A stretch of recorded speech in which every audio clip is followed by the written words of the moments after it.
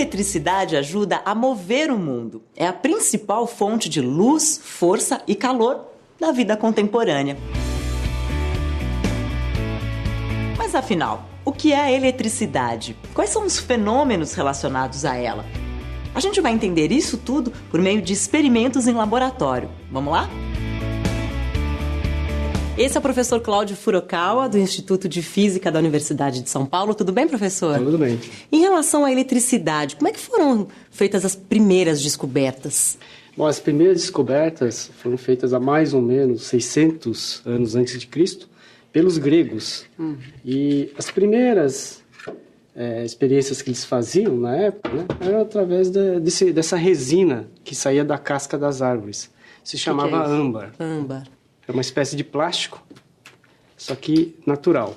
Então, o atrito, por exemplo, no cabelo, ele fazia com que o âmbar atraísse pequenos objetos, né? No caso, uma pena, que é bem leve.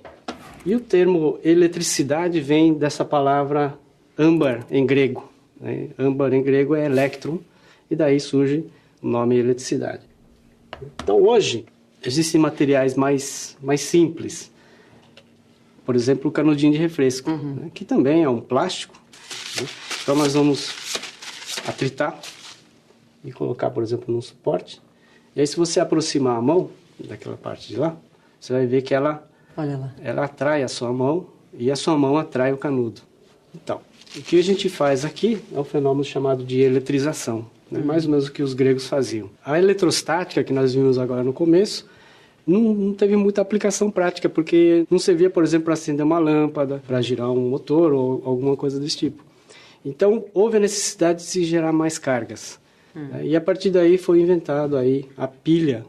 O termo pilha surgiu do empilhamento de placas de cobre e de zinco. Foi inventada por volta de 1800 por Alessandro Volta, e inclusive a unidade de tensão, chamada volts, em homenagem ao Alessandro Volta. Como é que faz para gerar uma grande quantidade de eletricidade? Os estudos para se produzir uma grande quantidade de eletricidade começaram com Ørsted. Bom, a experiência dele foi muito simples. Isso aqui é uma agulha de uma bússola, e a agulha da bússola nada mais é do que um ímã.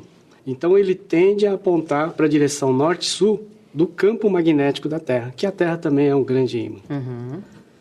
E aqui eu tenho um ímã. E se você aproximar o ímã da agulha da bússola, a gente percebe que ele tende a se orientar com o campo magnético do ímã. Bem, Ørsted usou a bússola perto de um fio, e esse fio vai ser ligado numa pilha. Então aqui está a pilha, e nós vamos ligar aqui no circuito. Aqui eu tenho uma chave interruptora. Quando eu ligo, vai fluir uma corrente elétrica. Num sentido específico. Num sentido específico, exatamente. A gente pode ver que a agulha ela se deflete. E se inverter? Bom, se eu inverter, o branco agora vai para o seu lado e o vermelho para o outro lado. E o que ele concluiu nesse estudo? Então, a grande conclusão é que existe uma correlação entre a corrente elétrica e o campo magnético. E se a gente inverter? Magnetismo também gera eletricidade? Sim, sim. Essa foi a grande descoberta de Faraday. Agora nós vamos, então, ver o experimento de Faraday. Como que você produz eletricidade a partir do magnetismo? Para você ligar um LED, para você fazer o LED acender, eu posso ligar numa pilha. Haveria necessidade de alguma fonte de energia. Agora, o Faraday descobriu o seguinte, que você pode ligar isso aqui sem pilha. Mas como? Aqui eu tenho uma bobina. O que é uma bobina? Bom, bobina é um fio muito comprido e enrolado várias vezes.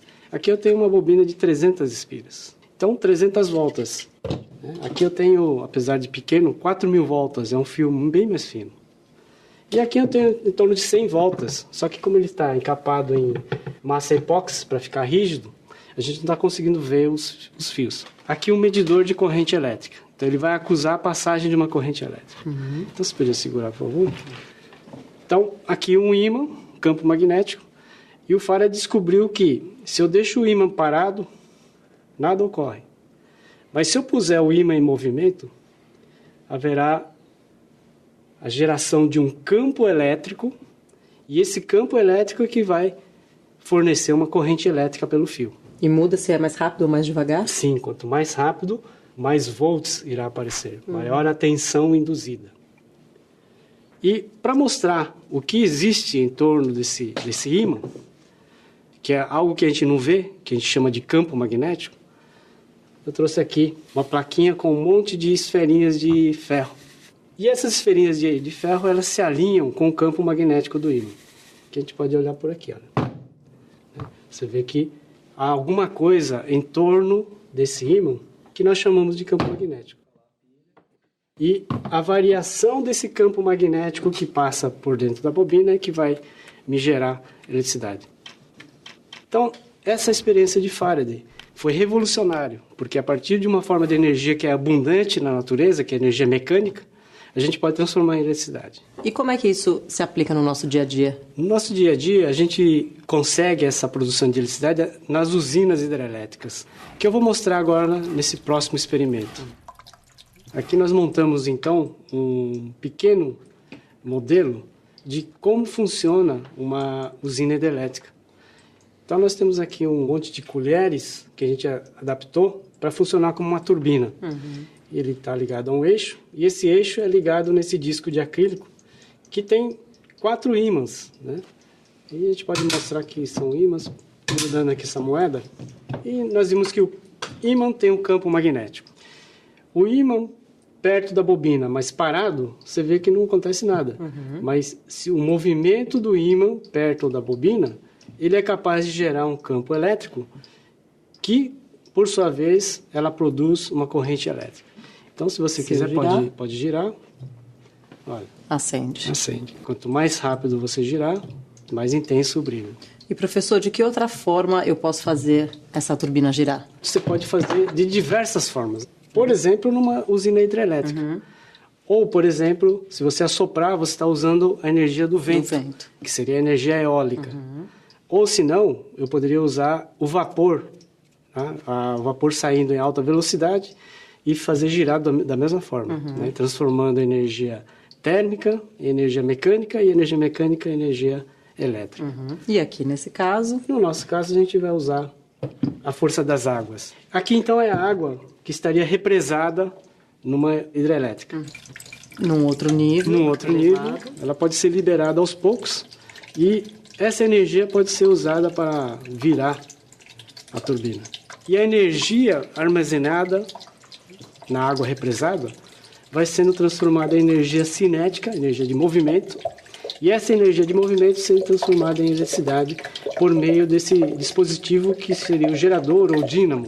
Então, toda essa parte aqui faz parte do gerador. Quanto maior a altura e quanto maior a vazão, mais energia você tem na forma de energia elétrica. Professor, eu quero agradecer as suas elucidações e todos os experimentos que foram muito interessantes. Obrigada. Bom, agora que a gente viu o modelo em laboratório, que tal conhecer uma usina hidrelétrica? Vamos lá?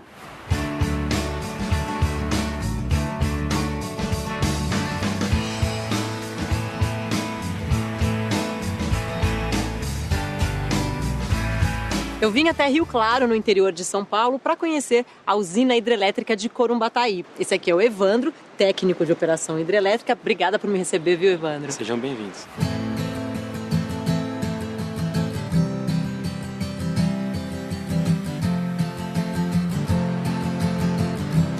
Então, Evandro, esse aqui é o Rio Corumbataí represado. Exatamente, aqui é a barragem, a represa do Rio Corumbataí. O rio vem seguindo o curso natural e nesse ponto foi feita a barragem, que é um tanque de contenção de água para poder manter a autonomia das turbinas gerando. Do lado de cá a gente vê só os vertedouros, né?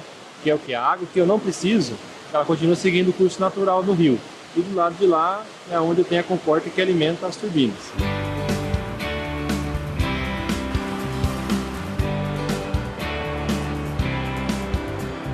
Esse é o canal. Aqui a gente tem esse controle de vazão. A gente abre essa comporta para poder alimentar os dutos da casa de máquina. Quanto maior a vazão, maior a potência, mais energia gerada. É isso? Exatamente. Daqui essa água já segue direto para a turbina ou ela passa por algum outro lugar? Essa água ela passa primeiramente pelo tanque de compensação. É o último reservatório antes das turbinas. Aqui a gente percebe bem o desnível agora. O desnível do tubo aqui ele é maior para poder acrescentar mais energia da água dentro da turbina. Entendi. Então, deste ponto agora, a água segue direto para a turbina. Isso, diretamente. E ela fica naquela casa ali? Isso aqui é a casa de máquinas. Agora a gente vai para a casa de máquinas onde estão as turbinas.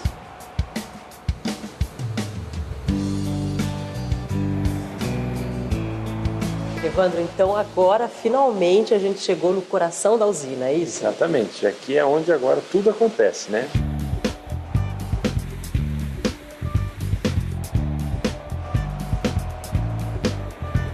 A água agora vai entrar na turbina. Aquela ali é a turbina. Aquela turbina.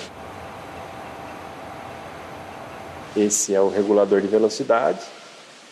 O rotor, com várias bobinas em volta dele. E o estator, que é onde é induzida a energia elétrica, onde é criada a energia elétrica. A água vai entrar pelas pás da turbina, com o movimento do rotor na velocidade correta. Existe um campo magnético que induz a energia elétrica nas bobinas do estator.